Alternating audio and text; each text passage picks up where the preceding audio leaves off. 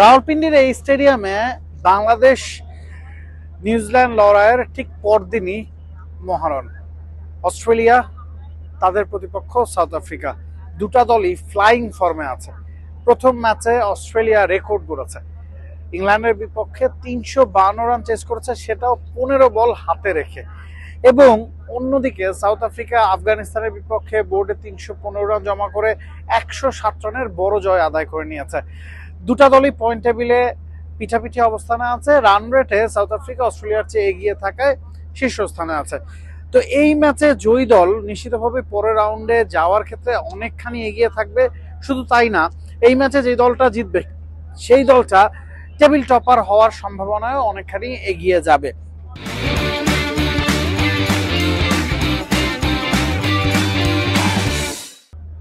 এখন কথা হচ্ছে ম্যাচটা রাওয়ালপিন্ডিতে, যেখানে 300 রান একেবারে চোখ বন্ধ করে আপনাকে করতে হবে। ফ্ল্যাট উইকেটে খেলা, প্ল্যাসিড উইকেটে খেলা, এবং দুই দলেরই ব্যাটিংটা তাদের শক্তির জায়গা। এবারের চ্যাম্পিয়ন্স ট্রফিতে দুই দলই তাদের ব্যাটিং এর উপর ভর করেই কিন্তু এগিয়ে যাচ্ছে। বোলিং এর কথা যদি বলি, অস্ট্রেলিয়া নিশ্চিতভাবে প্রথম ম্যাচে ইংল্যান্ডের বিপক্ষে তাদের 3 পেসারকে মিস করেছে। Josh Hazlewood, Pat Cummins, Mitchell Starc একই সাথে একটা ম্যাচে না থাকার প্রভাব তো পড়াটাই স্বাভাবিক, সেটাই পড়েছে। সে কারণেই ইংল্যান্ড 352 রান জমা করতে পেরেছিল। তারপর নাথান এলিসকে ক্রেডিটটা দিতে হবে, তিনি যেই ম্যাচে 700-র উপর রান আছে সেই ম্যাচে পুরো 10 ওভার বোলিং করে মাত্র 51 রান দিয়েছেন। নতুন বলের পাশাপাশি পুরনো বলে বিভিন্ন ধরনের ট্রিক্স যে তার কাছে জমা আছে সেগুলোর ঝাঁপি খুলে বসেছিলেন। অ্যাডাম জাম্পা একদিকে স্পিনার, অন্যদিকে কেশব মহারাজ আছেন, তাদের ব্যাটেলটাও খুব বেশি গুরুত্বপূর্ণ। তবে দিন শেষে অস্ট্রেলিয়া তাদের 3 পেসারকে মিস করেছে, সাউথ আফ্রিকাও তাদের স্পিয়ারহিট 2 জন পেসারকে মিস করতে যাচ্ছে এই ম্যাচে। জেরাল্ড কোটজে তিনি ইনজুরির কারণে নাই, আইনরিক নরকেও ইনজুরির কারণে নাই, এবং এই দুজনই 150 কিলোমিটারের ওপর গতিতে কিন্তু বল করতে পারেন। তবে সাউথ আফ্রিকার অ্যাডভান্টেজ কাগিজো রাবাদা আছেন। কাগিজো রাবাদার সাথে সাউথ আফ্রিকা সাধারণত দেখা যায় তাদের অলরাউন্ডার কোটা নিয়ে খানিকটা হলেও ধোকে। এবার এই জায়গায় তাদের সেই সমস্যা নাই।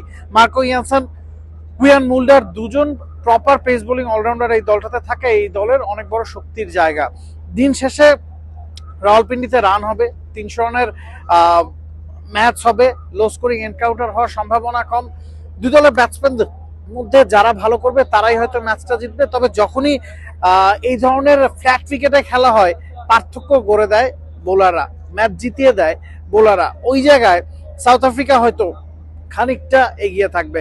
আবার সাউথ আফ্রিকা হেনরি ক্লাসেনের ফিটনেসের উপরও নির্ভর করছে। হেনরি ক্লাসের ইনজুরির কারণে প্রথম ম্যাচটা খেলতে পারেননি, এখনো তিনি ফিট কিনা জানা যায়নি, এবং শেষ মুহূর্ত পর্যন্ত তার জন্য সাউথ আফ্রিকা ওয়েট করবে। ফিটনেস টেস্টে উতরে গেলে হেনরি ক্লাসেন নিশ্চিতভাবে একাদশে থাকবেন। তো একটা থ্রিলিং এনকাউন্টার আমরা দেখতে পারবো রাওয়ালপিন্ডি স্টেডিয়ামে, সেটার অপেক্ষায় আছে পুরো পাকিস্তান, এবং সেল আউট ক্রাউডের মধ্যেই এই ম্যাচটা হতে যাচ্ছে। Nabil Kaiser, T Sports, Rawalpindi, Pakistan. For more updates, subscribe to our YouTube channel and click on the bell icon. Follow us on Facebook and Instagram. Download T Sports app to enjoy exciting games and highlights. Visit tsports.com.